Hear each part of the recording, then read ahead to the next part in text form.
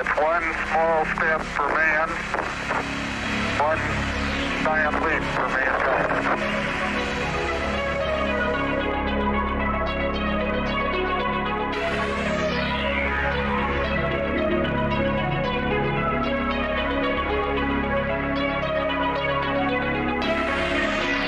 From the heart of Appalachia, located under a shopping mall near the city that moves mountains, you're listening to Here to Chew Bubblegum.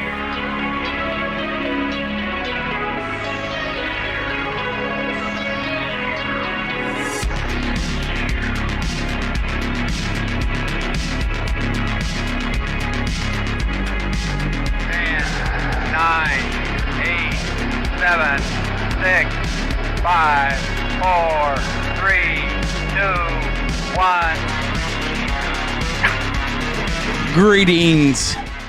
I have come here to chew bubblegum and kick ass, and I'm all out of bubblegum.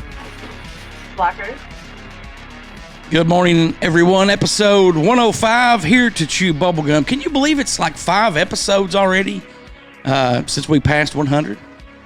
Well, to be fair, it's only like 2 episodes since we passed 100 because you just dropped, because we took a 2-week break. Yeah. You know, we'll see. But last week, we had, that was new content. We had the Spooky family in for an interview and so forth. So, I don't know if you guys heard it. I was on their final tournament thing where they face horror villains against each other. And, they give you like 2 people, like Jason versus Freddy, and you kind of describe it like a wrestling match. Who wins, who's on top. I had a lot of fun doing that. It made me feel like I was 12 years old. So it was really fun. Shout out to the Spooky family. Thank you, Elliot, Guardian Beagle, for having me on to do that. So, Dirtydan, you look, I don't know, not ugly, but you just look tired this morning, like a ugly tired, maybe. Nope, I'm just sitting here trying not to touch or look at anything the wrong way as to not have my shit freak the fuck out again. Yeah, his stuff's been like cutting in and out all morning for no reason. Like I've seen him not move, and it just, I think you got a loose cable somewhere. There are only 2 USBs and they're all tight. I've checked. Yeah, but like it might be in the actual laptop connection. Yeah, Dirtydan. Dirtydan looks like he woke up with computer errors in his hands. Here's the thing, though, is that one goes in on this side, the other goes in on this side. It's not like they're together. Yeah, but what I'm saying, never mind. It doesn't matter. Oh, well, I am happy to be here. I've missed the hell out of you guys. I've missed the hell out of you guys on Twitch. Rebecca, is there anything new going on with you before we get started? And Dirtydan, I'll ask you the same question in just a moment. Well, I came back from my getaway. I went and stuck my feet in the ocean, cried the entire weekend, released a whole bunch of shit, got adjusted by Jess. 10 out of 10. Highly recommend, by the way. I know she's booked and busy, but worth the fucking 9-hour drive. Got to have dinner with Heather Simmons. I got to have breakfast with Jen. They also brought me some weed, which was nice. Oh, hell, that's awesome. So it was cool to just like chill and just kind of like just step away and be able to actually like release some of that stuff and let it go. So it was really nice. And then, come back and hit the ground running. We got horses coming tomorrow. So Dirtydan and I are literally making all of the trips. We got to go to KBC to pick up the supplements and the bit. And then we got to go to the barn and hook up the trailer and pray to God Dixie just walks right on, right? And then Bindi loads. And then we got to bring the horses back. And then we got to bring the trailer back. And then we have to pick up the hay and bring the hay back and then load up the water tank and go get water. Damn, that sounds like you guys are going to be busy. Which driveway are you going to bring them up? Are you going to bring them up your neighbor's driveway? Dirtydan's driving. I, first of all, have not had nearly enough hours behind that wheel of that truck. There was one time that I drove it because my lug nuts decided to snap off. So Dirtydan's like, I guess you're taking my truck. I'm like, I guess I'm going to learn today, right? So drove it by myself. And then it's been a hot fucking minute since I've driven a trailer. So I need like an empty trailer in an open field. Right, just to right, to like get the feel of that. And then to load it up with 2 horses and then I know the road from the barn to here and the drive. No, that's a Dirtydan job. I don't even know if I want to be in the truck. Dirtydan, are you looking forward to pulling the horses up the hill? If I'm by myself, yeah, I'm not looking forward to her freaking out about it. So you would prefer her not to be in the truck with you? Is what you're saying? I just want her to be calm. Well, see, you could always stop at the bottom of your driveway and lead them up the hill, or ride them up the hill. You know what? You ride Dixie up the hill. Let me know. Yeah, Dirtydan, ride Dixie up the hill. Let us know. No, she's how that talking goes. to your ass, Goose. Well, no, I'm not getting on Dixie. I was deflecting and passing it on to you. To be fair, those horses aren't Dirtydan size. Yeah, no, Dirtydan needs a big Clydesdale, big horse, Tonka. Or Belgium. I mean, or any draft cross, insert any draft breed. Don't be scared, Dirtydan. Just get it done. I'm not scared. So, Dirtydan, has anything new been going on with you? Or same old, same old? Any new recipes? Have you invented any new secret barbecuing sauces? I worked a metric fuck ton, smoked a brisket for an obnoxious amount of time, and that was it. Well, so are you in that supervisor role yet, or are you still? Well, I've been in that role. The next transition is like teaching school. Really? Is that something you want to do? I mean, I have apprentices now, so it'd just be a larger scale. That's pretty good. I actually had someone, and that transitions well into what I want to say is new with me. I've had a few people, as a matter of fact, tell me that I need to teach law enforcement and train people that want to be police officers, because I finally did what Ship Mess had encouraged me to, and I started posting some police videos, dissecting them, giving my opinions on them on my personal TikTok, which is, if anybody's not following that, it is Goose from HTCBG. Check that out. PhD, MDSIX. Yeah. I've been posting a lot of videos on there. I've had a lot of comments. I've had some hate. Thank you very much, Rebecca. But the hate just means it you're actually doing has it a right. G on the end of it. I think. Yeah, it has a G on the end of it. Like Goose from HTCBG. So, thank you very much, Don. I really appreciate that. I have been getting some hate. I have been getting censored some. Well, I'm actually censored a lot. But out of all the appeals, as of now, I have only lost 2. So, thank you very much. Your first and your last. Nope. Well, there's one still under review that I'm kind of debating, because, I mean, it aired on public news, which there's quite a few. That's one of them, yesterday was pulled because, even though it was news, it's too sensitive and hurts people's feelings. Bullshit. But, I've been doing that, and I actually enjoy doing it.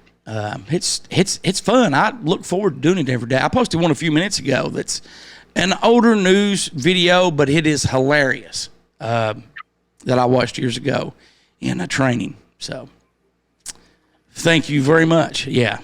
Well, and didn't you have a video go viral that is now going viral on another video? Yes. I have. Well, actually, see that one. The last time I looked at it, it's got over 2 million views, and then there's another one that I looked last night that's got over 1 million views. So, but the one that's got over 1 million views, and I think I told the Queen about this earlier in the week, or it may have been last week. No, it was earlier this week. It was last week. Week. Okay. It was before my trip. That was hot. Sorry. On that one, I had, and I don't know for sure, but I'm about 99% sure that the guy I featured in this video that was an officer that totally, infringed on this guy's civil rights. He pretty much imprisoned him for no reason. I think his wife messaged me, and, because, I mean, you guys know me. You guys that are on here on Twitch that met me at Flockfish, you know what type of person I am. I love everybody. I try to give everybody, a chance. I try to be nice and respectful for everybody. So at first, I was trying to follow everyone back. And I learned that it's really hard to do, and I'm not going to be able to do it. I also try to comment back, or at least, heart it. I'm not able to do that. You know, that's me being like a newbie to TikTok, really getting into using it. But I think that the one officer from Illinois, I think his wife messaged me, maybe, because there was like, you know, I dare you put this video on there and throw people under the bus. You don't even know what you're talking about. You weren't even there, you know. So I just blocked. So, and I've blocked a lot of people. So that's pretty baller. Yeah. Well, hey, you know, but at the same time, the people, and I'm going to say this, and we'll get to listener email. The people that are in the videos or officers that don't agree with what they see, they have their own opinion. That's their right. There's a lot of current or retired law enforcement officers that have commented and messaged me privately telling me, you're 100% right. I think what you're doing is right. Keep doing it. I agree with you. So that means a lot to me. So that lets me realize that there's, you know, still good guys out there. That's truly good guys. Rebecca, do you want to take the first email? This email is from H-Dad. Hello, Goose. It's James, Dad Bass Guitar on Twitch. Hold my sippy. H-Dad on TikTok. He's got all the names. I really enjoyed the behind the scenes with Mama Goose. The question I have is, what is her actual favorite movie? Sincerely, if I spelled it right, James. And I'm not going to say his last name because right. I was actually going to tell you before you started reading that, don't say his last name. Well, I don't even know if I can, if I wanted to. Oh, okay. So. Well, I probably couldn't either. Thank you very much, James, for that email. I really appreciate that. And I messaged him back, but I will let everyone know. If I had to pick, you know, what movies my mom has talked about the most, and, you know, she may say Lassie, but she's told me several times that Forrest Gump and The Notebook are her favorite movies that you know, she likes. So I could see your mom liking Forrest Gump a lot. Yeah. No, when I was younger, like back, you know, when we first got a VCR long ago, I was like 10 years old, so it was like 84, 85. I know it's before a lot of people's time. We would go rent movies, and she rented this one called The Gods Must Be Crazy, and it was a comedy movie, and I guess it was an independent, like, direct-to-video comedy movie.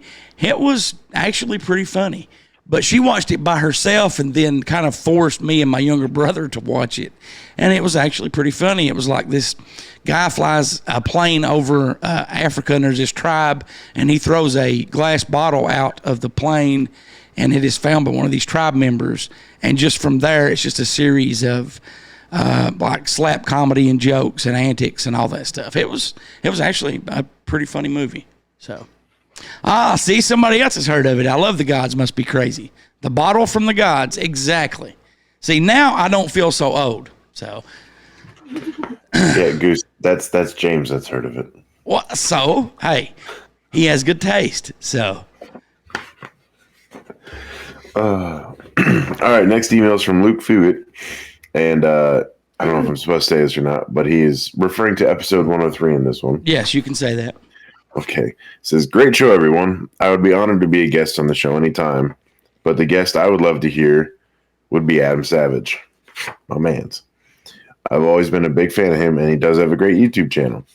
If you want me to bring an experiment down, I could bring my truck with the gas fire in it. Won't cost me a dime because my fuel is free. Gas fire works great, but the car I put it in doesn't. It was, of course, just a test vehicle to make sure I was making good gas. Now that I know it is working correctly, I can put it in my truck. I haven't had much time lately to work on it, but I will be back on it soon. It will allow me to drive on wood, and I can show the basics of how I did it. That would be neat to see. Yeah, that would be very neat to see. No, I did, you know, message Luke back and thanked him and told him we'd love to have him in. You know, maybe next spring to bring those out so we can actually be out, you know, side. If he has something, Luke, if you have something that you want to bring into, I would love to see the Tesla coil thing that you made that you privately sent me a video of. I think, didn't I send that video to you as well, Dirtydan, where he throws the nut in it and it disappears? Yes. Rebecca. I want to have live with Luke and James to talk about all the shit that I don't understand. Oh, I mean, it might have to be a private live. Right. I might die the next day talking about it. But I am sure. I am sure Luke would be all up for that. But the video I'm talking about, and I think I've mentioned it on the show before, he made a Tesla coil. And he actually got the idea when we were talking about a segment, I think, last year or earlier this year. And he made a small-scale one, and he threw was it a screw, Dirtydan, or like a little bolt that he threw? Well, through? I remember being more impressed by the bigger piece of wood that went through it. Yeah. But it actually disappeared, just like Madman Mike Markham claimed that his big size one, when he was throwing guinea pigs and couches and all kinds of stuff, and it disappeared. He did one, and it like jumped and went way crazy far away and over and was down by his truck. Yeah. You can see it in the back of the video come out of nowhere and come back. Yeah, definitely. I mean, because he slowed these down too. I mean, it was awesome. It was brilliant. Luke, keep on doing that because we all want to time travel, don't we? Who wants to time travel? Raise their hand right here. We all did this morning. So, yes. Well, yes. We actually. What do you guys think about that? When we do it in the spring, hopefully that will be the last time that we have to do that. Is it spring is the last time? We were talking about it on my live this morning. First of all, I have 6 clocks in here. Not a goddamn one of them work or correct. So it's 2:15 right now. And that's the one that's supposed to be on the right time. It fucked me up for a second though, because my alarm was set for 7, right? Right. The dog woke me up at 6:45 because I looked at my phone. I was like, all right, fuck it. It's only 15 minutes. So I got up, I let them outside. I got their food ready and I went to start my coffee and I looked at the stove and it said 8:10. And I was like, no, there's no fucking way that it's been an hour already. It fucked me up for a second because I wasn't awake enough yet to process that cars have headlights. So it was a lot this morning. Yeah. But, from what I read, the last thing that I read online, it was earlier this week, is that, and I guess it depends on if everything will pass and so forth.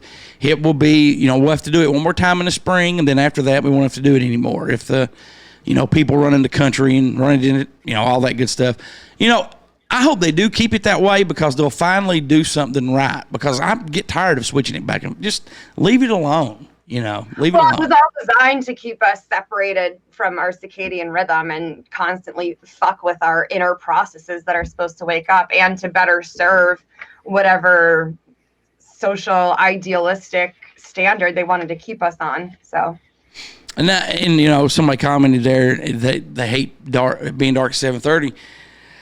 I hate it being dark at 5:30 in the evenings in the wintertime. That really irritates me.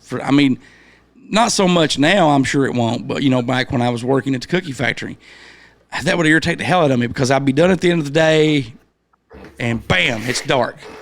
You automatically, even though it's just 5:30, 6 o'clock in the evening, you think, well, shit, the day's over. What else am I going to do? So let's go home and go to sleep. Rhythm. Yeah. So let's see. And this is the first time that this person has ever wrote in. It's from The Truth Is Out There. This is my first time writing in. It is way too quiet, and all those are capitalized, in UFO circles with the exception of the occasional video. Either we are being shadow banned or silenced altogether, or am I imagining it? Also, what is up with the UFO report that was supposed to be released on October 31st? Why hasn't it been put out yet? That's a very good question. I checked again last night, and they still haven't released what they're supposed to release that they were going to last Monday. But did you read they're trying to come up with explanations, quote, for what they couldn't identify in the last UFO briefing. And they have narrowed it down to Chinese technology, drones, and I have never heard of this. Airborne trash. Has anybody ever heard of airborne trash? It's basically like particle clouds. Oh, glitter. So, well, no. I mean, yeah, but did you say glitter? She did. Okay, so we were talking about this.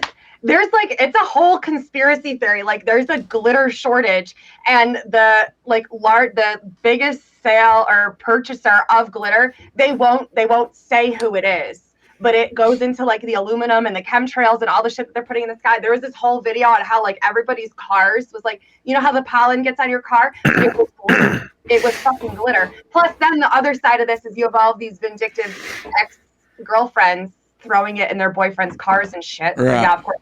I was just gonna say what Howie said. What are strippers gonna do now? Yeah, No like there's a whole glitter shortage.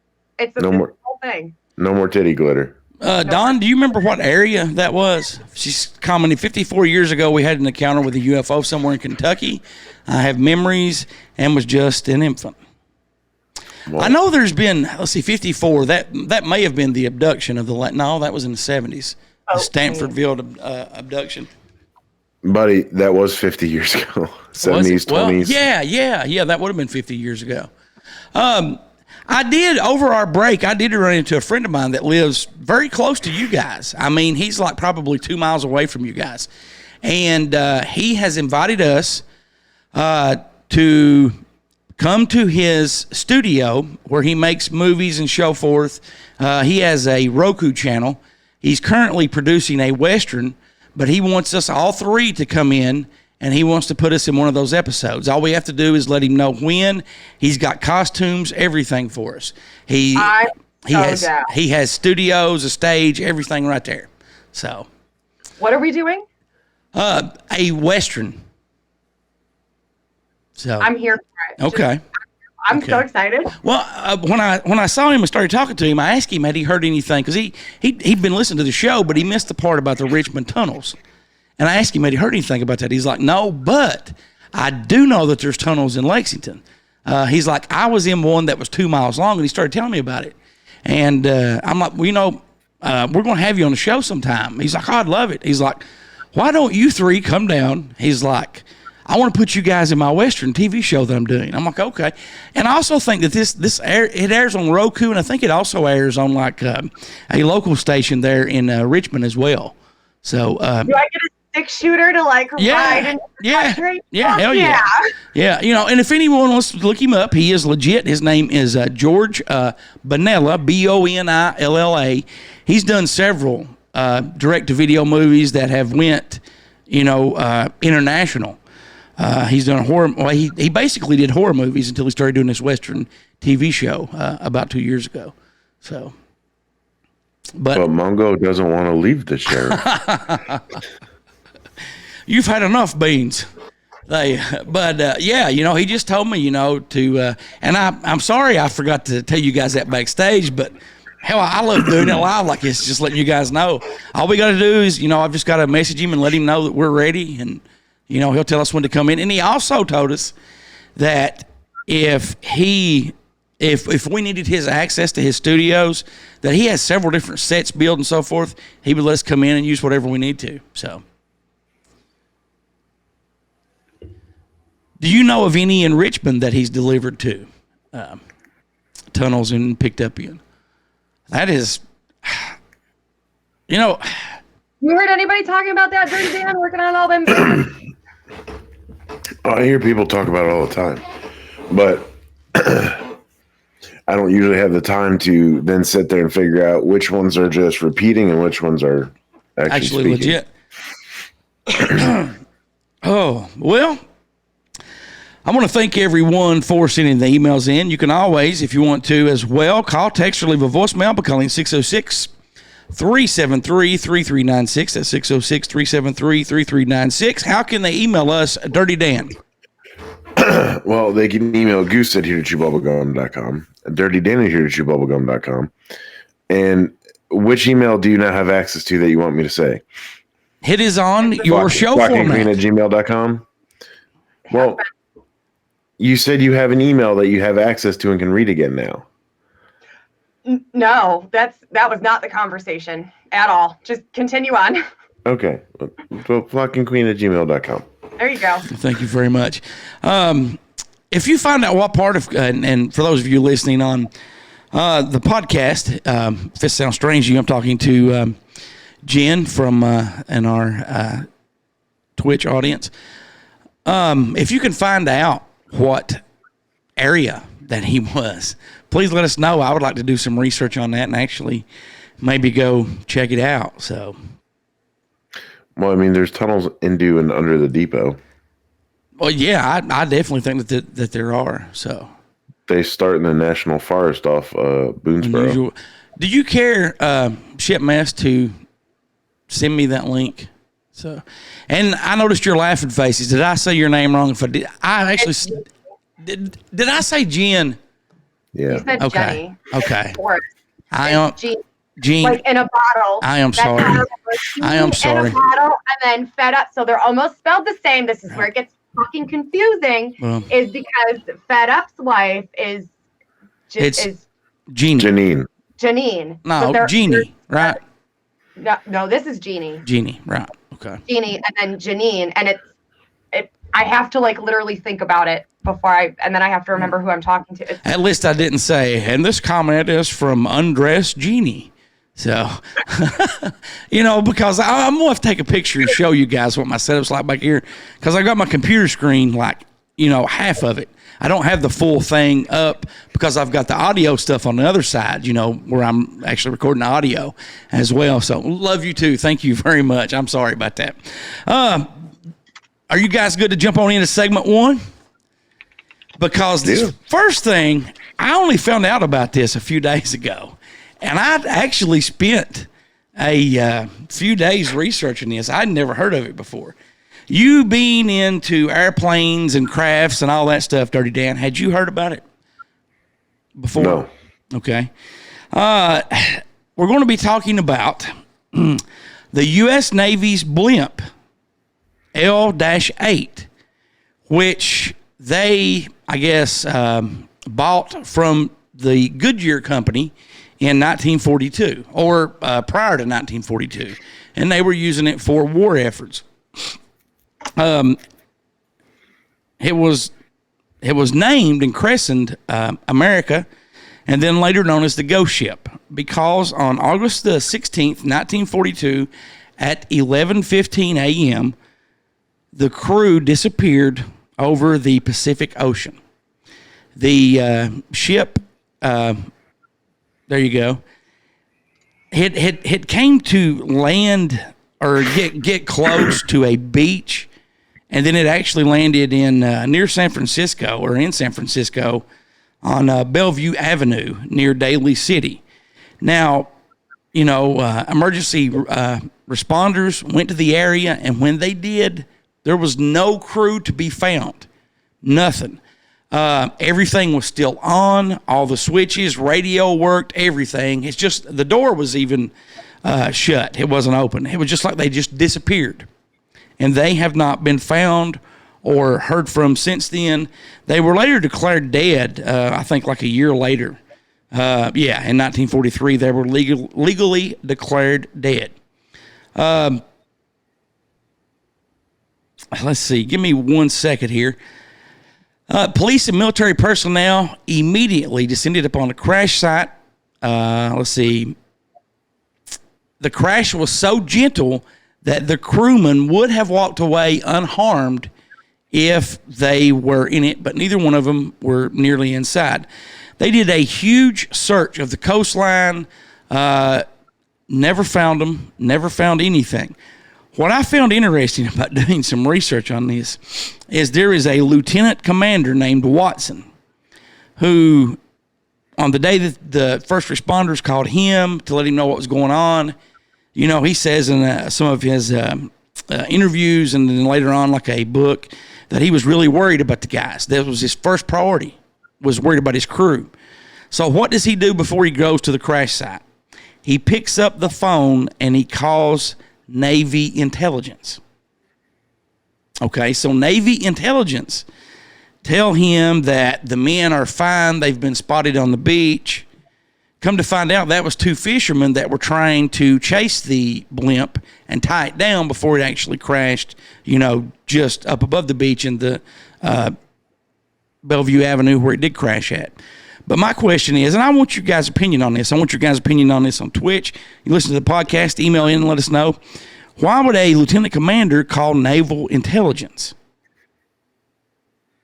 Dirty Dan, what's your thoughts? That's what I'm trying to think about. Is it because it's a Navy blimp? I mean, Well, it's there. okay. Yeah, but why would you call in? Why would you, if they're supposed to be doing what they were supposed to be doing, what we were told that they were out just flying around, helping, observing for enemy aircraft. They actually spotted what they said was an oil spill, and they were supposed to be in the process of seeing how long the oil spill was, if it was affecting stuff. So if it's something simple like that, to me, Navy intelligence. You've got a lot of behind-the-scenes stuff that we don't know about. You've got, this is pre-Roswell. It's like 3 years before Roswell. Or 5 years before Roswell. But why would you call an intelligence bureau? Well, because that's the department that they should have been directly in correlation and contact with. So... Well, shouldn't it have been like the Navy Airfield Pilots Division or the whatever they call the blimp division at that time? To me, just the word intelligence there makes me think that we're not being told the whole truth about what these two crew members were in the process of doing or what their duties were. Well, I mean, I'm sure that we're not, but regardless, if what they were doing still fell under the intelligence department, then that'd be the ones you go to for your answers on them. Let's see. Shipman says, who was leading the experiment or activity?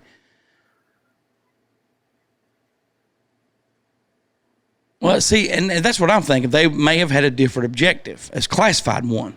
Because that's the only reason I could think they would call intelligence is if something's classified. And this lieutenant knew what to do.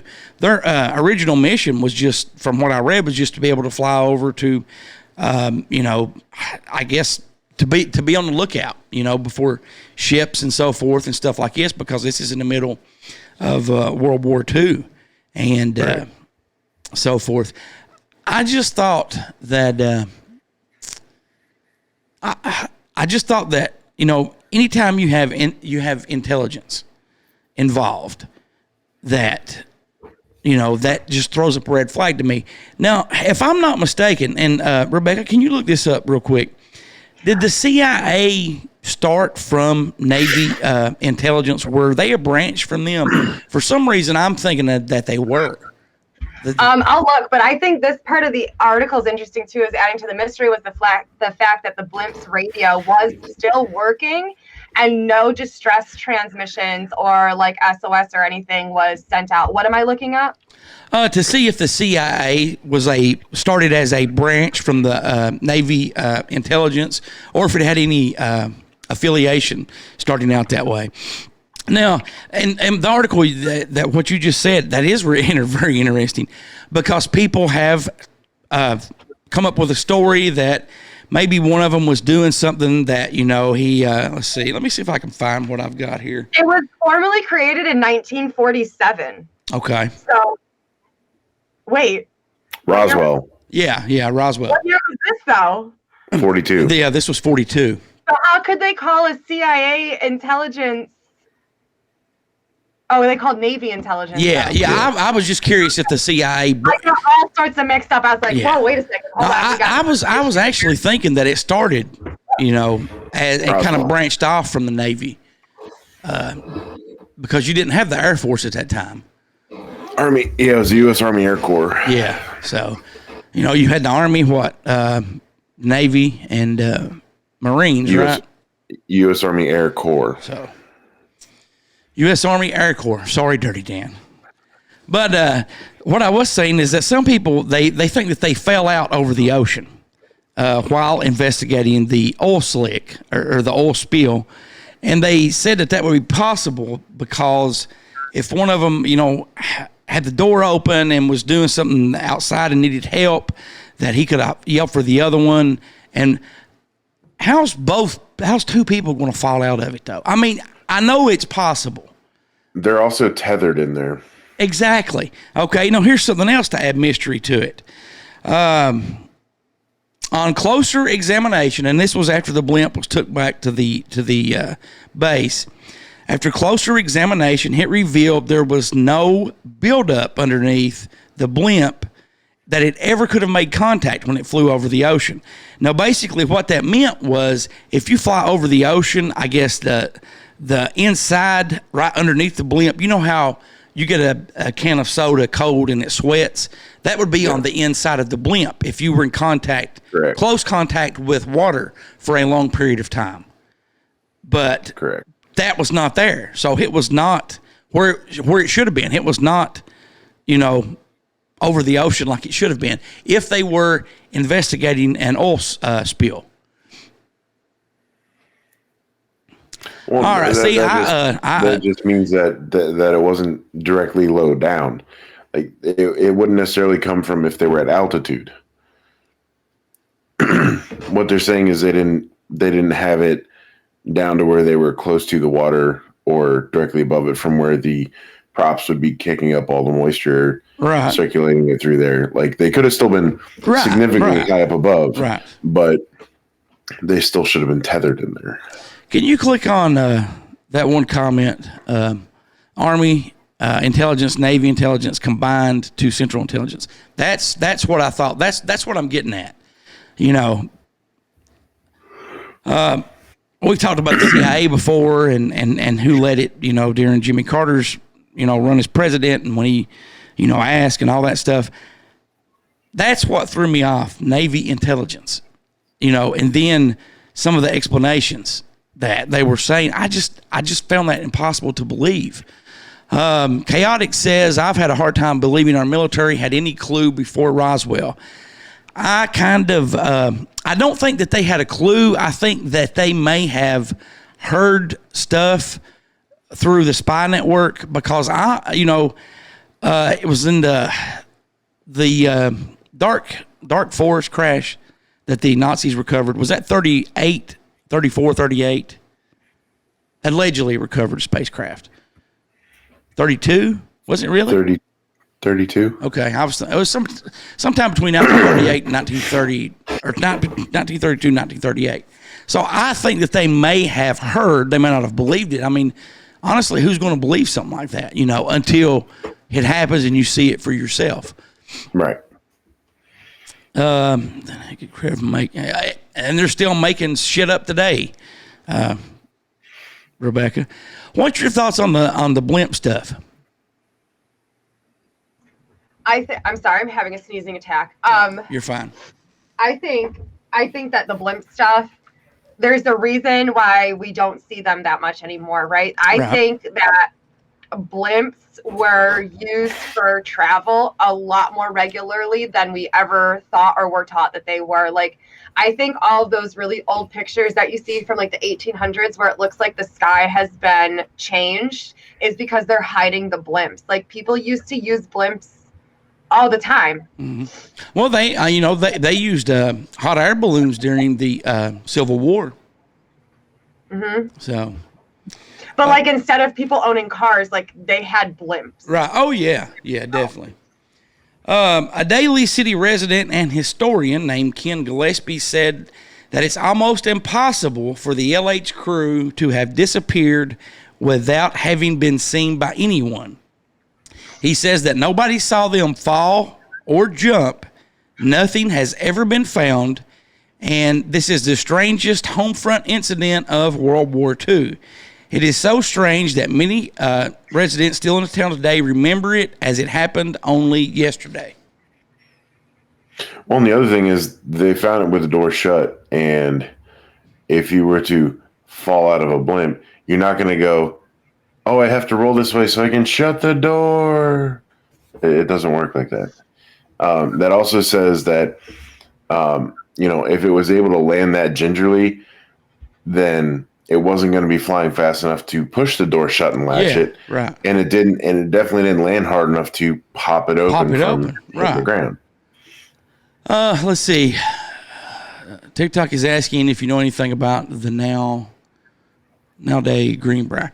No, I mean I know that there was they come clean years ago with the underground bunker that was built underneath a hotel that was that was for the president and his cabinet and a bunch of politicians. That's about all the research I've done on the Greenbrier. I would say that the first attempt at drone tech was definitely classified. Definitely. Because I have friends that back in the early 90s, they were experimenting with drones as well. So that's been something they've been doing for quite a while. So do you guys have any final thoughts on that before we move on to the next thing, or do you have anything that you want to mention?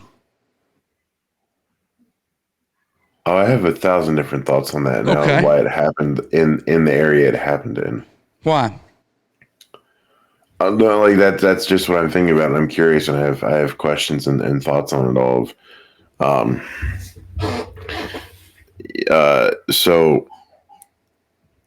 first off, I want to know how long they could see this thing just flying. I'm going to call it between 5 to 8 miles an hour at the coastline, just in a straight line or casually coming down. I want to know, if it was intentionally set course to that, and then the trim was locked, and then they, were either taken left, whatever happened to them happened. I just have a bunch of questions like that. Right. Well, last night, let's see. Let me see if I've got this. I don't think I do. When I was doing some, not last night, but a couple nights ago, when I was doing some additional research on this, I went back and looked at what other things happened, like the day after, like the day before, a few days before, and now in February of this year, of the same year, 1942, is when you had the the L.A. Lights incident or whatever. That's not L.A. Lights. Where the Battle of Los Angeles, that's what it was. That happened the same year that this happened, in February of 1942. And like, how does it have, especially on that coastline, how did that thing just survive? Because it's never not windy as hell. I don't know. That's a very good question. But, from the Battle of Los Angeles, just, what is that, like 5 months before? And now you've got guys in the air that just vanished and disappeared that are in a blimp. I found that strange. So yeah, and it's this not small craft. Right. Oh, yeah. No, not small. And I can tell you that after the war, after this incident and after the war, the blimp was sold back to the Goodyear Company and renamed America. It flew over sporting events as part of the Goodyear's blimp feat, but it retired in 1982. And it's now in a museum. So.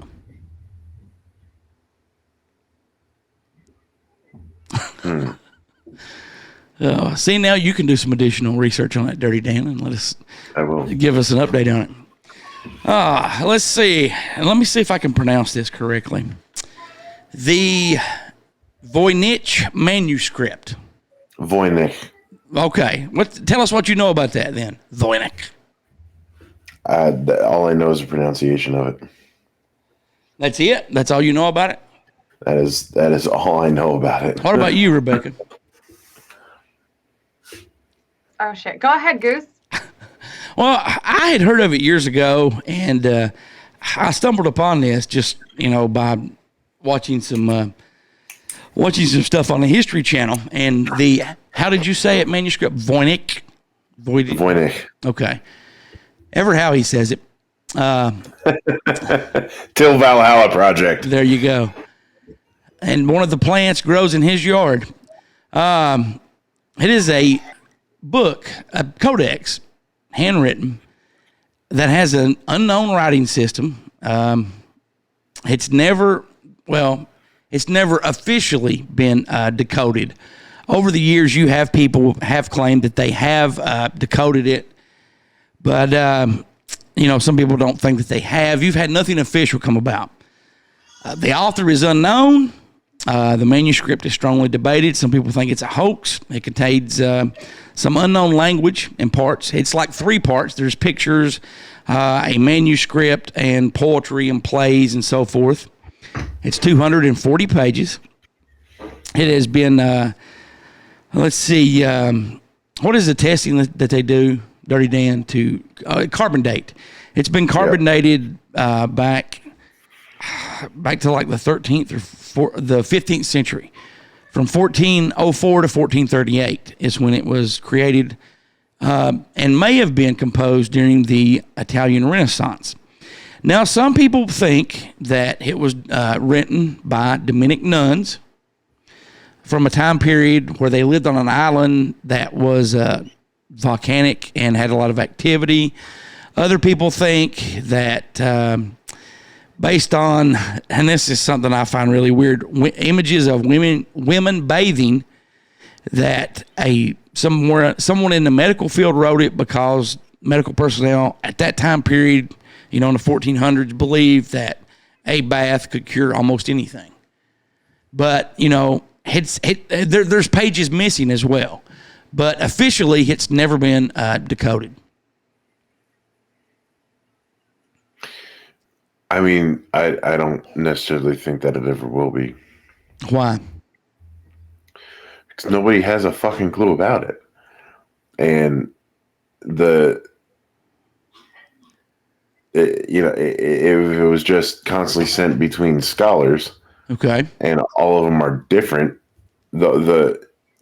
it'll either never be decoded, or we'll end up finding 1,000 different decodings of it that all say or mean something different, which still then says to me it's not decoded. Well, as you know, some people claim it's an unknown language. They've never found it before through finding stuff from the past. So here's my initial thoughts on it. First of all, it looks like someone's personal notebook. Okay. Yeah, right. It looks like light language. And none of this make sense to any of you? For me, looking at it with all the drawings of plants and the namings of plants and all that stuff, I thought it was the same thing. It was someone's personal notebook or journal or. This is sacred geometry right here, right? That's going into it. This makes sense. Everything's connected. Water is portals, right? Water's cleansing. So yeah, absolutely, a bath can fucking cure you.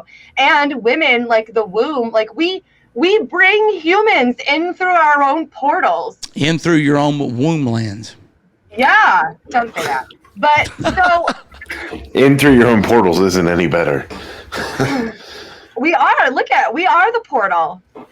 There's a whole bunch of sacred geometry and the breakdown of cells and the galaxy. This makes magic sense. Box. This makes sense to me. Well, I spent probably 4 hours just preparing the notes that I prepared. They were less than half a page just because I was so enthralled with just looking at it and checking it out. But it would irritate me because I could not. What's that, Dirtydan? Now that's a dark portal. But it would irritate me that I couldn't read the language and stuff and have it just looks like a bunch of gibberish to me. Well, yeah, but what if it's meant for those that can understand it, right? You gotta. And that's a very good possibility. Very good possibility. Can I order a copy? It's online for free. I think at Yale University they have the complete thing online. Except the missing pages. Well, yeah, but no one. Oh, look at that! Oh, look at that! It's $38. To what, buy the book or actually look at it online? Yeah. No, to buy the book. Okay. I want a physical copy. Okay. Well, but like I said, I'm pretty sure it's Yale University that has it posted online. But if anybody watching on Twitch right now has heard of that, if any of our listeners have heard of that, have done any research on that, please reach out and contact us and let us know what you think. Because that, like you were pointing out, the plants, the astronomy signs, all that, that I was just fascinated by that. So I was blown away. I thought that was really, really cool. And just, one of those still unsolved mysteries that we have nowadays. Oh, and you said it was from like the Renaissance time. Yeah. The Italian Renaissance. Let me grab this back. But I here. mean, 1404 to 1438. And they're saying that the way that the letters are wrote and so forth, it indicates it may have been composed during the Italian Renaissance. okay, so how do we know that's not like a whole unlock guide to a secret civilization or code of some sort that, back in the Renaissance times, all these kingdoms were made just by people being greedy, taking land and building their own. And they had a bunch of different dialects to protect their own society and their own secrets and traditions and all that. How do we know this isn't just like the gatekeeper to one of those? That makes a lot of sense. I never thought about that. But you said codes, that it was a code book. Other scholars that have looked at it said it was a code book. Well, I mean, think about it. If someone from that little sect writes it, only everybody else in that sect should know how to understand it, what those pictographs mean, and whatever language it's written. Right. They could have made their own. It's not that hard to do. We do it as kids to other kids. And usually tries. I make my own language all the time. Right. So maybe. Man, and now I'm like, oh, is this just a giant piece of fluff? Like, it literally is.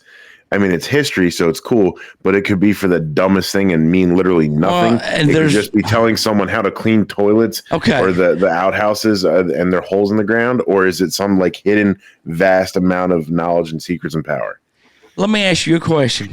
You knew how to pronounce it. You have said it could be a code like the scholars. And you also said it could be some like, just made up joke stuff. Some other scholars have said that it is a hoax, which is made up joke stuff. How do you know all this shit, Dirtydan? But this is my thought process. Okay. I'm honest. I'm kind of blown away by that you were, saying all that. This is literally my thought process. I don't see how it's any different than like some of the books. Like I have a whole book on homesteading. Right. Pictures and breakdown. Like that's what it reminded me of, is just like exactly what Dirtydan's saying. That version of it, just in whatever way it came out. I mean, there's so many. What if it is a language and it's just written so terribly that we don't know what language it's in? Maybe they just had bad handwriting. Or so beautifully. Right. That we don't know what it is. I think it's light language though. Like that was my first. It's light language. That's so. What if it was a download from like a download and they just wrote it out? Then that's what it looked like to them. And maybe it is a book of downloads. See, I never thought about that either. So, but those are just some unexplained mysteries that we were talking about this week. Do you guys want to take a break or do you want to keep going? I do. I need a break. I need to. We're going to come back in 10 minutes? Sure. Okay, we're going to take a 10-minute break on Twitch. If you're listening to the podcast, you will hear the news, and we'll be back momentarily. And Rebecca will give us an all-new question of the week, read question of the week responses from the last one that we gave, and Dirtydan will have a TikToker of the week for us. You're listening to Here to Chew Bubblegum. We'll be back in just a moment.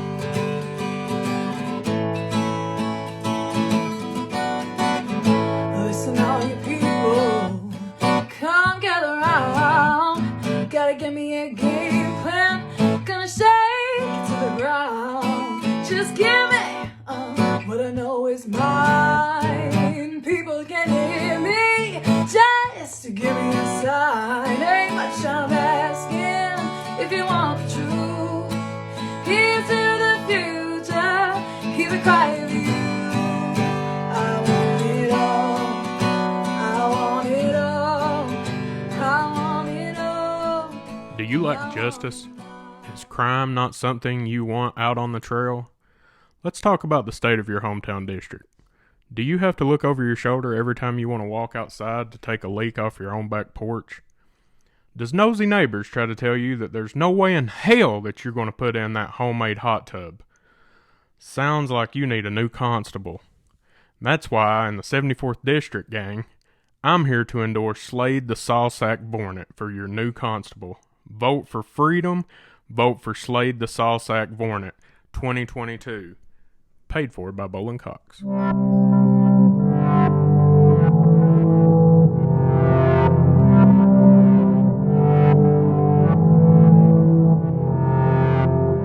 For Here to Chew Bubblegum News, I am Goose.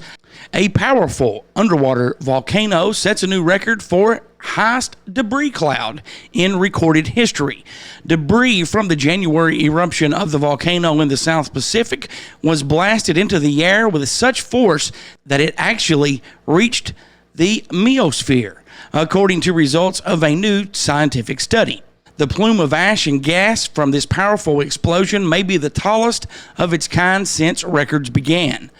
Volcanic eruptions are known for spewing out vast clouds of debris and are capable of causing wind spread disruption and damage, halting air travel, and in extreme events affecting the climate.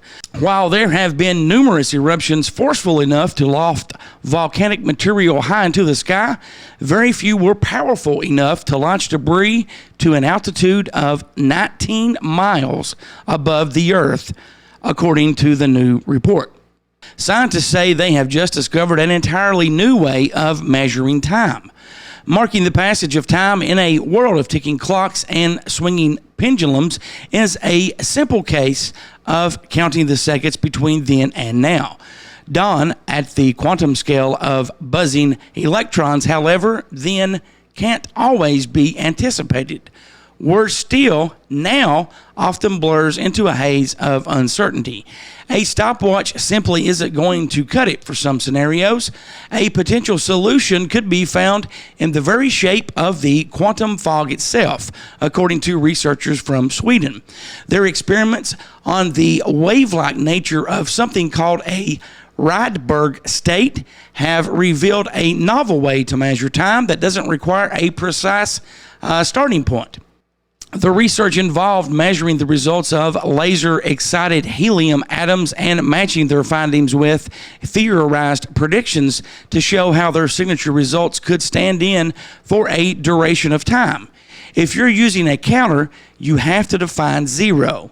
You start counting at some point, said physicist Marta Berholtz from the university. She led the team and explained to the New Scientist magazine, the benefit is that you don't have to start the clock. You just have to look at the interference structure and say, okay, it's been 4 nanoseconds. After 85 years, a cache of camera gear lost by 2 famed explorers has been recovered. The camera equipment once belonged to explorers Bradford Washburn and Robert Bates, who abandoned their equipment in 1937 while probing the Yukon region in northwest Canada. The cameras contain images of the landscape as it appeared more than 8 decades ago, which could give scientists 30 years of never-before-known glacier movement data. This was released this past Thursday. Washburn and Bates were forced to abandon their gear while attempting to escape the mountains with their lives. A significant portion of what is believed to be Washburn's Fairchild F8 aerial camera was one of several items found. 2 motion picture cameras were also found with film still inside. We're cautiously optimistic that the lab the film is currently in will be able to pull some footage. And entertainment news, Hannibal creators said Friday the 13th reboot can't use Jason. Crystal Lake will be a prequel to the original movie. One of the most famous slasher franchises around is coming back, but without its iconic killer. Friday the 13th is getting a prequel series on Peacock, which will be written and showrun by Brian Fuller. The name of the show will be called Crystal Lake. The series will take place at some point before the first motion picture, but it won't feature Jason or his trademark hockey mask, thanks to the ongoing legal battle over the franchise. Essentially, thanks to some strange contracts and a few very protected court battles, the rights to the series are split between 2 separate people, and who owns the first movie and who owns the sequels. But as Scream's Ghostface killer wants us to remember, Jason wasn't the killer in the first movie. His mom was. So while we could certainly get a Mrs. Voorhees in the prequel series, don't expect Jason himself to be showing up or doing any killing.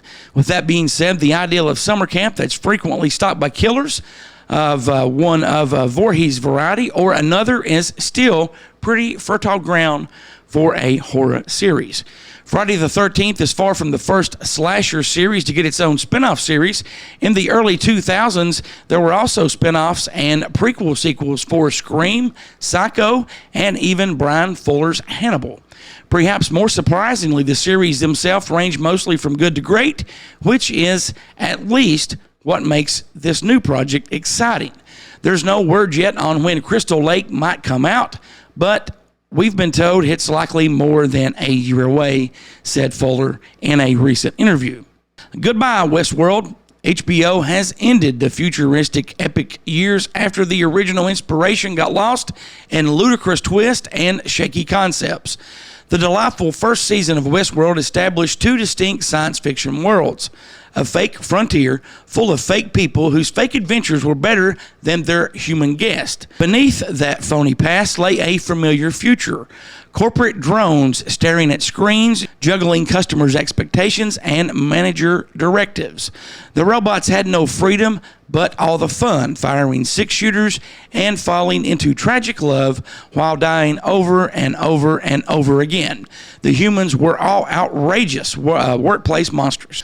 Westworld always fancied itself as a high-minded head trip show about the nature of identity and how to define reality. These are fun questions to ask when a show is fun to watch, and the HBO series was canceled this past Friday. For Here to Chew Bubblegum News, I am Goose.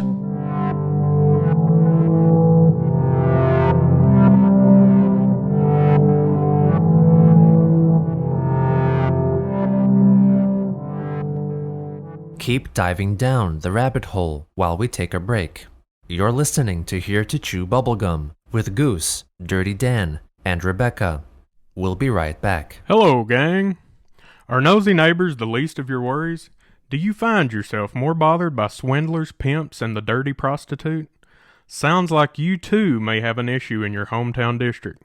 Folks, don't be plagued by bad representation. Having a bad constable is like having a lawless community. That's why this November on Election Day, Slade the Sawsack Vornet is asking for your vote as your 74th District Constable. Don't end up getting raped behind the courthouse. Vote against rape. Vote Slade the Sawsack Vornet 2022. Paid for by Bollin Cox. She's been called crazy. She's been called a cult leader. We call her Rebecca. And you're listening to Here to Chew Bubblegum. We'll return after these messages. Take a lighter look into the darker side of the world. Join Elliot, Gertie, and Beagle as they jump into the dark abyss of hauntings, fables, UFOs, and beyond. The Spooky Family Podcast. You can find them where you listen to quality podcasts.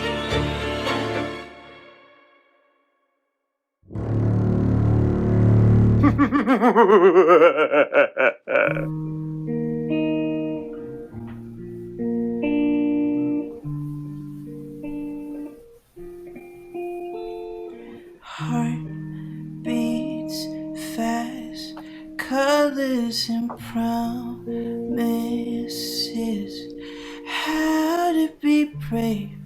How can I love when I'm afraid to fall? Watching you stand alone, all of my doubt suddenly goes away somehow. One step closer. And welcome back to Here to Chew Bubblegum. I didn't even realize that you sent me a private chat message there. I was enthralled with my smartphone looking at something. Let's see. What was you looking at, Goose? I was looking at TikTok comments. I'm sorry, on a video I posted about the time we started the show. So, and I even tagged Ship Mess in this one because it's from her state again. So, welcome back to Here to Chew Bubblegum. We are in segment 3, and Rebecca is going to read to us some question of the week responses from the last time we had the question. And what was the question, Rebecca? Yeah, you had the other question Yes. of the week on first. So the question for this week was, why do some people refuse to take responsibility for their actions?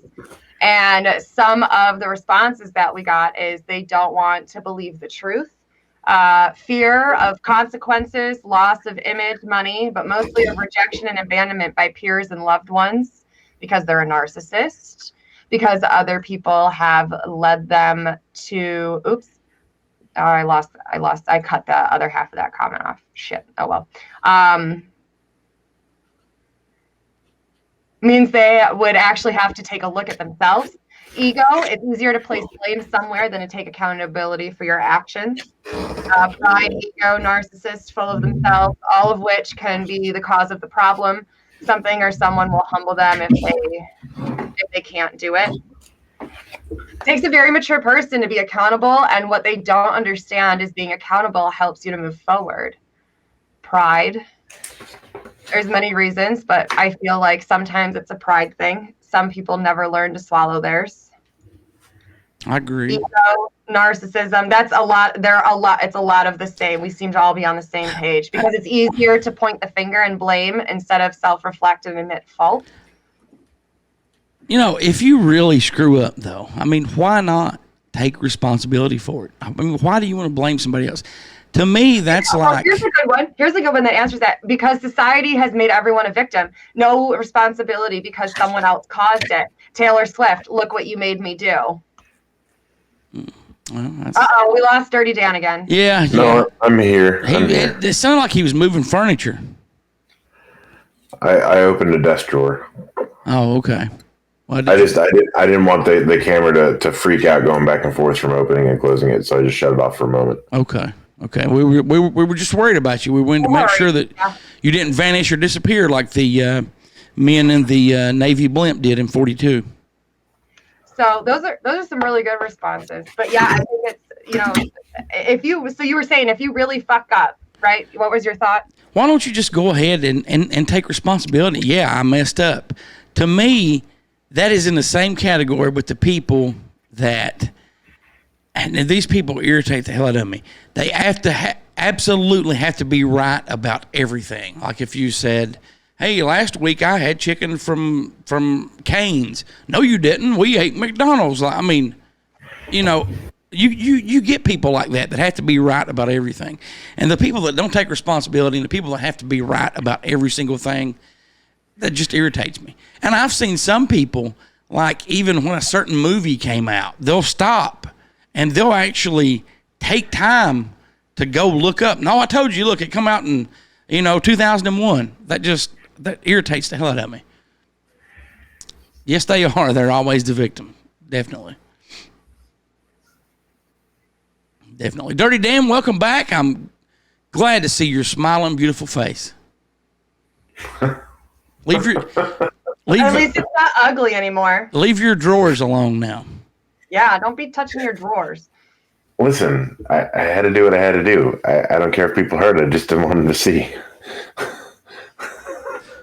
See, now you're giving me a hard time coming back on break, looking at my cell phone. Hey, Mike, how are you, buddy? And you don't want people to see what you're getting out of your drawers. They don't need to see that stuff. Stop playing with your drawers. Exactly. Back to the TikTok question of the week. I'm really enjoying these, and I really like the answers that people have. And I'm just playing with a pussy. Oh my god! And well, then you shouldn't have any drawers on if you're doing that. Who says I do? I'm sitting down. You can't see what's below the screen. It's like the COVID newscasters. I guarantee you next week somebody's going to email. Does Dirtydan wear pants when you're on the live stream? I guarantee somebody's going to email that now just because you said that.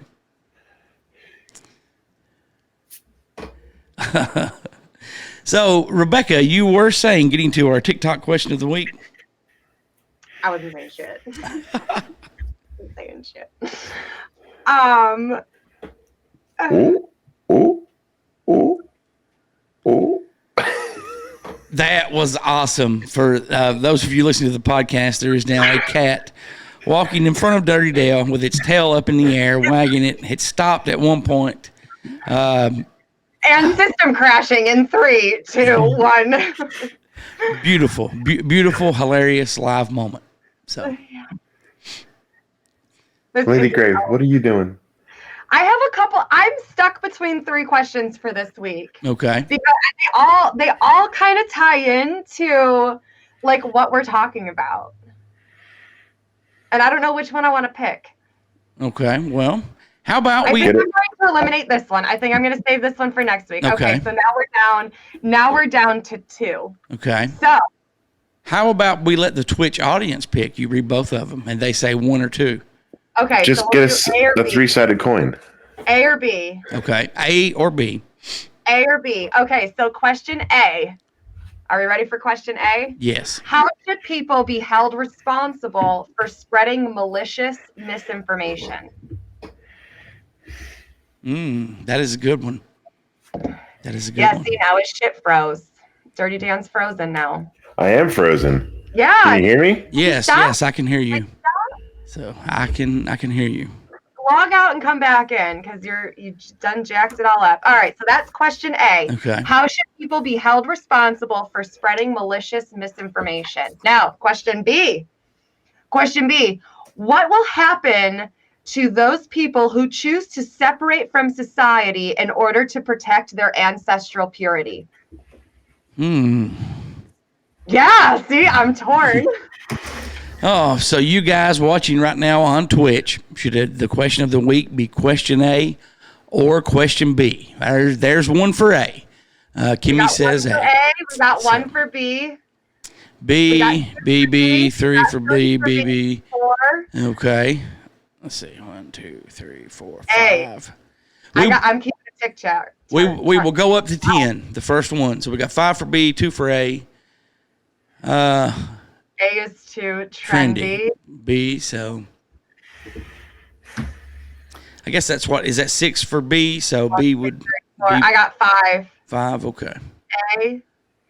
So 3 to 5. So question A is how should people be held responsible for spreading malicious misinformation? And question B is what will happen to those who choose to separate from society in order to protect their ancestral purity? I think B is the winner. Yeah, me too. Yeah. Let's go ahead and declare B is the winner, the question of the week. Thank you guys very much watching us right now, picking out the question of the week. We really appreciate that. So the question of the week is, Dirty Dan, you got back just as they made their choice. They chose B. It told me it couldn't access any of my devices, and I needed to stop using them in their other programs, and then all of a sudden I'm here. Welcome back.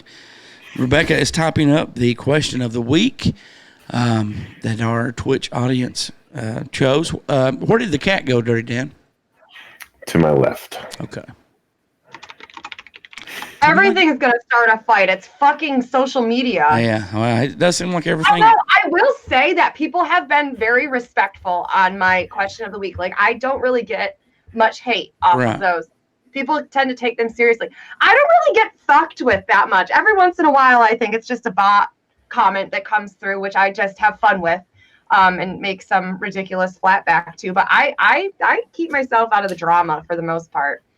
I try to, and I try on my stuff I've been posting. I don't let, I try not to let, unless somebody's like, I'm going to go kill that person, I will, then I'll take that comment off. I will delete that shit. But, I'll let them express their opinion. So, are you typing out the question of the week to post I'm getting there. Okay. So I was going to take a screenshot of it. So, Dirty Dan, how long has that cat been following you around? No, he's not frozen again. He's just not moving too much. Again, refer to earlier when I was trying not to piss off the the connection gods. So then you let the cat walk across your screen. I called it. But at least you could still hear me. That was better than what it was earlier. Well, hey, that's very good. Dirtydan, the new TikToker of the week. Who's it going to be this week? Purple Princess 44. Good deal. Purple Princess 44. No, is it 44 on TikTok as well, or is it 44-0 on TikTok? 440. Shit must have got it. That is what I I thought. was waiting for the comment. Usually I send her the question of the week, but I didn't pick one yet. And it was so long. So I was like, Purple Princess doesn't even know what it is on TikTok. No, it's 440. I'm pretty sure that it is. So, and big news, Purple Princess also got to 1,000 followers. congratulations. Congratulations. Nothing like getting, I actually did a live a few weeks ago. Just momentarily, I was on for maybe like 20 minutes. Can we talk about that for a second? Because the flock was incredibly fucking pissed off. Why? That you didn't drop, because you didn't drop it in the live stream. Well, it was just, I was here in the studio working on a very special video project. And so I had like 45 minutes left, and I thought, I'm just going to hop on real quick and just do a live. And really, you all got pissed out. I'm sorry, guys. It was just spur of the moment, just boom, She's making a thank you speech. And listen, she says, thank you. I would like to say thank you to my friends, my agents, and all of everyone. you are very welcome, and it is very well deserved. Again, our TikToker of the week, Purple Princess 440. Be sure to check her out and show her some love. I may even here, when we wrap things up, post on our page who our TikToker of the week is, and encourage people to check her out and show her some love. But you were getting back, so they were pissed at me because I did not schedule it and let anybody know ahead of time.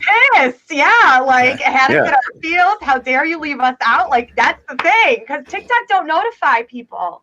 Really? Well, see, and it was, guys, and I am going to do another one. I will let everyone know. Like I said, I was only on for like 10 minutes, and it was more or less just to kill time.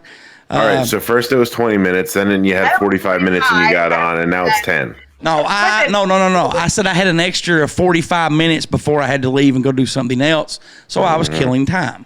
So, see, look at that. Jen said I wasn't mad. I watched it. And I actually think... Yeah, we got mad at Jen, too, because she didn't fucking drop it in the chat. I am sorry. I will let everyone know next time. I actually think Chaotic hopped on.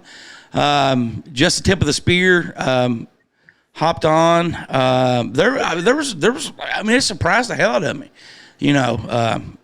but think about how many more people would have been there if you had said something, Goose. Dude, it was have you never done anything spur of the moment? Like, I'm going to take this road trip. My entire life is spur of the moment. Mine? But we still notify people of that spur of the moment, though. Well, all right, Dirtydan, let me... Still in the live right now. See y'all on the other side. Whoever shows up, shows the fuck up. If they missed it, they missed it. Like, y'all ain't gonna believe this shit show today. I'll come to an agreement.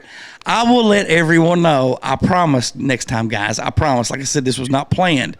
It's like Dirtydan taking a road trip and eating some beans and having to stop and use a restroom. So that is not a surprise at all. So, we were talking about surprises. Thank you very much, Kimmy. So thank you and it was just, I had never did one before, and I thought I'm just going to try this out because I actually tried to log on my MacBook first, and I've got to have an operating system to be able to do that and so forth. So, but I thought I'm not going to download that because I didn't have my hotbox here. I just did it on a cell phone.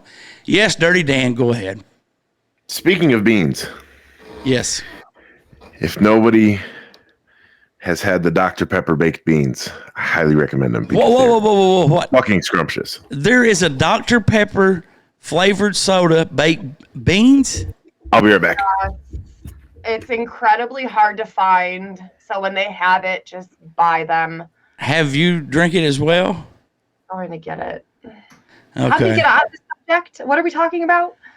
I don't know. I was just telling the flock that I'm sorry that you guys missed my live. But, like I said, it was just spur of the moment. It was just me more or less testing everything back here to see how, I could do it and so forth. And, but I do have my thankful he's wearing pants, kind of.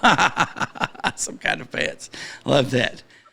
So, for those of you wanting to know, Dirtydan is wearing pants. You do not have to message that next. Well, he's wearing shorts, but you do not have to. Yeah, and Mountain Dew has fucking jet fuel in it. Oh, no, it's flame retardant. It's flame retardant. That's in Mountain Dew. All right. They are sweet and a bit sassy. Made by the Serious Bean Company, Dr. Pepper baked beans. So that is a can. So that's not the soda. That's a can of baked beans that has Dr. Pepper in it. Okay. Now I wouldn't. Delicious. I wouldn't care to try that because I used to make a recipe with pot roast where you poured just a little bit of Coke and just a little bit of Dr. Pepper and A1 sauce in it to let it marinate and so forth. So I wouldn't care but to try that. Rebecca did have some ham that took her by surprise back in the day when I just cooked it up with some Pepsi and she said, "What the hell are you doing?" and then devoured it. Listen, I was pregnant and hungry. There you go. I didn't think you were pasta at the time. Was I pasta? No. Was it pre-pasta? It was pre-pasta. Now the burger, though, the burgers. Oh, man, I've not had a good, burgers. I know someone they used to fix really good cheeseburgers because they would stuff the green peppers and stuff inside of the cheeseburgers. And I think they actually put some cheese in there as well and put cheese on top of it. And, oh, man, those were delicious. So those were really good. They also make good ribs as well. So, Goose, you got to have my Lexitucky burger. It'll get you drunk. Well, now, do you know how long it has been since I have been intoxicated, my friend? It has been about. It won't get you drunk, but you can definitely taste the whiskey in it. Well, it's been about 5 years since I've been intoxicated. So, or hell, maybe longer than that. No, about 5 years. I had a buzz about 5 years ago. I went on vacation about probably 4 years ago, and they had open bar, and I drank so much I was sober. I mean, nothing, and that scared me. You yourself sober? Huh? Yes, and that scared me. So I've not, not to get too personal here. I have, a gene in my body that has people have a hard time stopping drinking once they get started. So, but that scared me. So I've not done anything since then. So, but I never really was a big drinker. There was one period that I was, but we won't talk about that. So I want to thank everyone for listening this week. Don't forget the show sponsor this week is Dr. Pepper Beans in a Can. Correct? Sweet and a bit sassy. Enjoy your canned beans with Dr. Pepper. Sweet and a bit sassy. I like that. I want to remind everyone to be sure to check out upcoming episodes of Just Listen on YouTube with our one and only Rebecca. Cooking with Dirtydan on TikTok, and be sure to check out and follow Rebecca Short. Flockingqueen is what you will. Flockingqueen 138 is what you will find her at on Twitch. No. No. You're not Flockingqueen 138 on Twitch. No. Or Queen of the Flock 138. It doesn't matter. Okay, I have stuff. All right, let me do that again. Be sure to check out Rebecca Short. And you will find her under Flockingqueen on TikTok and Queen of the Flock 138 on Twitch. There you go. It's literally what you have written down. I know I read it backwards for some reason. My paper was actually flipped upside down for some reason. So. That's great. That's great. You're an asshole today, man. No, I'm just sweet with a bit of sass because of my Dr. Pepper baked beans. Well, I'm glad that you're sweet with a bit of sass, and I'm glad that you have pants on your ass. Sure. I don't have much of an ass. That's what I thought too the first time I seen you. I'm like, damn, Dirtydan don't have an ass at all. I don't. If there was an inverted ass, it'd be me.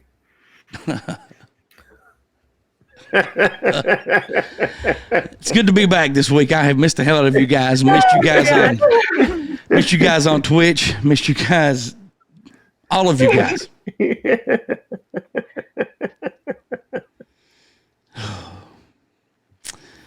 So, do you want to tell us your part there, Dirty Dan, and we'll wrap everything up for this week? Because I know that you probably have a lot of work to do today.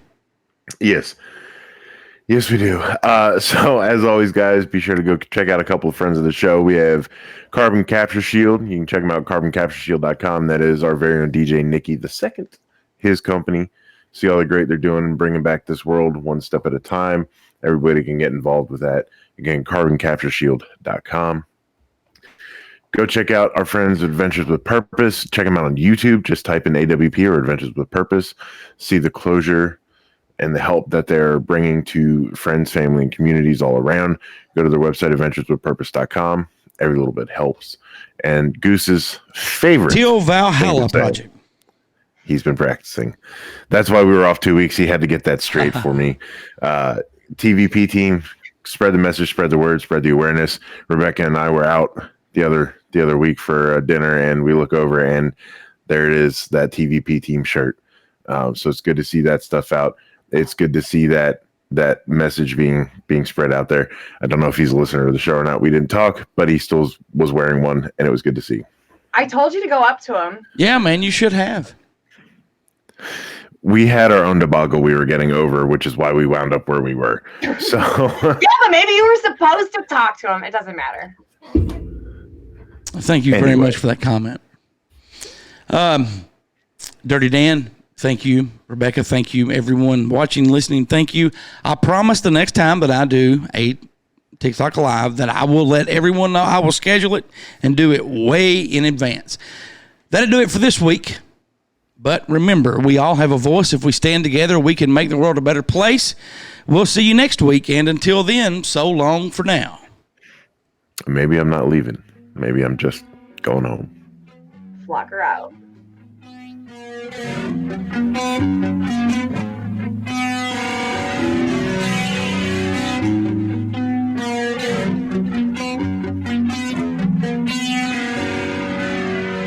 Thanks for listening to Here to Chew Bubblegum. You can always call, text, or leave a voicemail for Here to Chew Bubblegum at 606-373-3396. Tune in next time as we dive deeper into things the government doesn't want us to know.